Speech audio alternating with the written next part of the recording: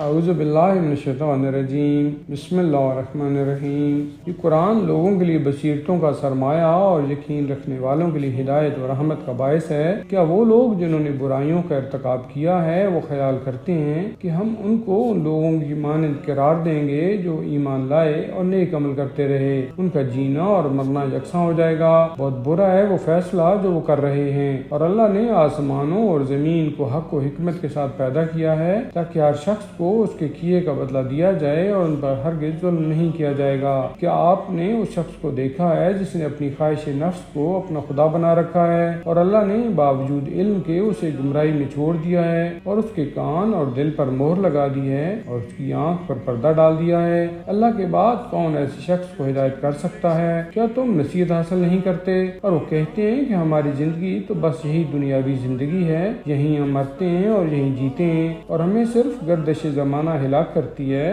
حالانکہ انہیں حقیقت کا کوئی علم نہیں ہے۔ وہ محض گمان کی بنا پر ایسا کہتے ہیں، اور جب ان کے سامنے ہماری کھلی ہوئی آیتیں پڑھی جاتی ہیں تو ان کے پاس کوئی حجت اور دلیل نہیں ہوتی سوائے اس کے کہ کہتے ہیں کہ اگر تم سچے ہو تو ہمارے باپ دادا کو زندہ کر کے لاؤ۔ آپ کہہ دیجئے اللہ ہی تمہیں زندہ رکھتا ہے، وہی تمہیں موت دیتا ہے، پھر وہی تمہیں قیامت کے دن اکٹھا کرے گا، جس کے آنے میں کوئی شک نہیں ہے، لیکن اکثر لوگ اس حقیقت کو جانتے نہیں ہیں۔ آسمانوں اور زمین میں اللہ ہی کی بادشاہی ہے، اور جس دن قیامت قائم ہوگی اس دن باطل پرست لوگ خسارہ اٹھائیں گے، اور آپ دیکھیں گے کہ اس وقت ہر گروہ گھٹنوں کے بل گرا ہوا اپنے فیصلے کا منتظر ہوگا، اور ہر گروہ کو اس کی کتاب یعنی صحیفہ عمل کی طرف بلایا جائے گا اور ان سے کہا جائے گا کہ آج تمہیں اس کا بدلہ دیا جائے گا جو کچھ تم کیا کرتے تھے۔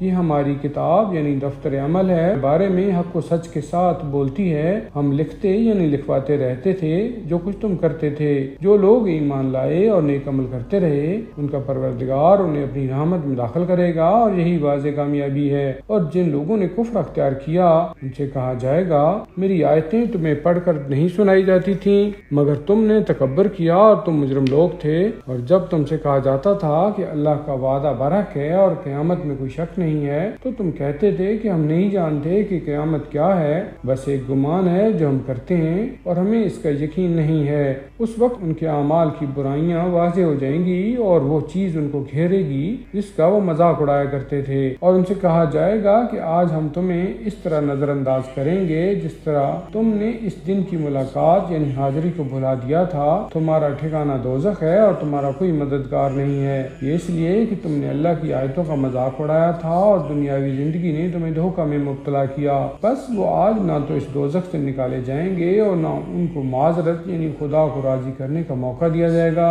ہر قسم کی تعریف اللہ کے لیے ہے جو آسمانوں اور زمین کا بلکہ سارے جہانوں کا پروردگار ہے، اسی کے لیے کبریائی ہے اور وہ بڑا غالب اور بڑی حکمت والا ہے۔